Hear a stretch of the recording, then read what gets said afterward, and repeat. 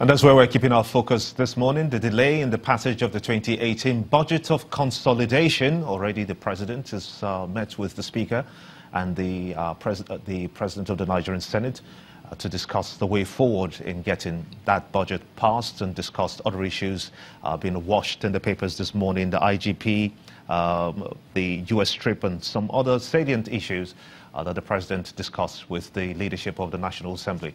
But let's toss it over to Abuja now with Mark Bear and Ajuri to discuss this. Thank you, Gimba. We have with us in the studio Senator Sabi Abdullahi, who is the spokesperson of the Senate, and we also have with us Nazifi Abdullahi Dharma, who is an associate professor of development economics at the University of Abuja. Gentlemen, you're welcome to Sunrise Daily. Thank you, Mark. Good morning, Mark. Good morning. Good morning, Nigerians. I want to first of all ask you, Senator Abdullahi, can we really take the assurance of the Senate to the bank that the budget will be passed next week? Yeah, thank you very much. Good morning, Nigerians. Let me say that based on the processes that the Senate has undertaken, and indeed the National Assembly this far, and the current actions taking place right now as we speak, which is the joint harmonization, cleaning, and of course, doing some due diligence. I want to assure you that today, Tuesday, if the budget is not late, it will be late tomorrow. Now, what will happen is, if it is late today, I also want to assure Nigerians that by tomorrow, we are most likely a bigger probability that tomorrow we'll be passing the budget. But if it is late tomorrow, we are suspending plenary on Thursday because of the ongoing APC congresses. And that means until next week, Tuesday, before we're able to take it for passage. So be that as it may, let me say that give and take, definitely by next week, God's willing, all things being equal as I see it and as I know it, we should be able to pass the budget for 2018. Well, Associate Prof, it's not the first time we've heard this assurance. This budget, we're told, was going to be passed or was supposed to have been passed since last month. You've heard the Senate spokesperson. What do you make of his assurance? Well, it is logical for the Senate to assure Nigerians that the budget will be passed diligently. But it is logical for us to have a retrospective analysis of what is causing this problem. This is a country that is developing in nature. We have had previous history of rational fiscal management when we have the culture of national development planning.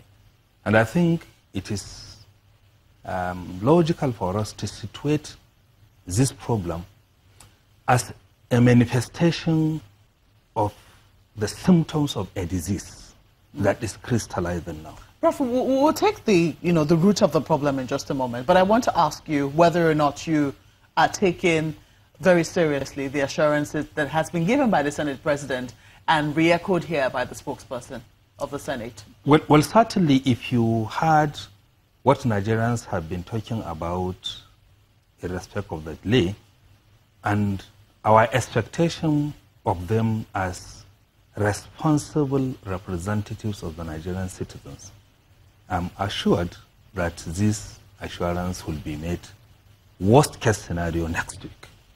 So let's dig on, to what has caused the delay. It was presented in November, and then we were expecting that the budget to be passed by December or January at the latest. Some people did say, well, latest by February, this should be passed, because this was an agreement that was reached by members of the National Assembly and also members of the executive. They had sat and they had said, well, we think that it would be good if we have a new fiscal year and we're able to start in January. But if the budget was presented in early November, it's going to give too short a time. So perhaps at the latest, we should have by January, February, the budget should be passed. But this is almost mid-May, and we're still talking about passage of a budget next week, 7 months after it was presented. What has been the issue? Well, thank you very much. I'm happy Prof said retrospective. And in many instances, we are very quick to forget a lot of things. For us in the National Assembly, if we have our way, of course, we also want to see a very definite time frame within which budget processes are started and concluded. But there are so many factors that are both internal to us and are external to us that are impinging on everything that happens as a budget process. Now, let me come to this particular cycle. The budget was presented, yes, in November. Now, let's not forget, this is Nigeria. We have holidays. And when there are holidays, definitely you are not able to do anything. End of the year, all of us went on holidays. Now, if we are doing things, you must factor those things in. The legislative calendar is something we try to harmonize globally through the Interparliamentary Union. And so, if you are bringing in a request to the National Assembly that requires a continuous stream of activity, then you also have to factor that in. But let us not also forget that even during that break, a number of committees actually were on ground to receive budget discussions by MDAs, because we are sensitive to the fact that we want to see a closure on this process. But when the budget was presented, at the time the budget was presented, implementation was just barely 20%. The records are there, you can check it. And so implementation of the 2017 budget. And we were given assurance that at most, while we are working on this, the releases will be taken to something like 50% or 60%. And the rest will be rolled over under the 2018 budget. Now, remember, the budget will come from the executive.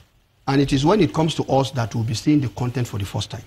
One thing I want to assure you is that many of the MDAs did not roll over the content of the 2017 budget into the 2018.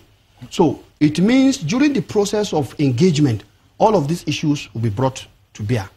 And I will tell you, the next thing we faced was that because of implementation, many of the MDAs, when we put a date by the various committees for budget engagement, the chief executives will write a letter saying that, oh, I'm outside this country. Sorry, please can my deputy come? And when the deputy comes and questions are being asked, he will start telling you, I cannot answer those questions until the chief executive is around. These are very clear problems we have faced. You have your correspondence in the Senate press corps. You can verify. Now, the sum total of all of this is that we had some delays. But be that as it may, let me also put one thing very clear. When the 2017 budget was passed, it was passed for implementation for 12 calendar months. And it's a law. It's a law that has a 12 calendar month implementation period. Yeah. And I want to say that the way our constitution is structured in this democracy is such that even when the budgets are not passed, there is provision for the executive to implement last year's budget up to 50%. So what I want to say here is that while we see the delay as something we could try to work on, but we also have to factor in that there are a lot of, what I would call safeguard measures put in place not to hurt our economy.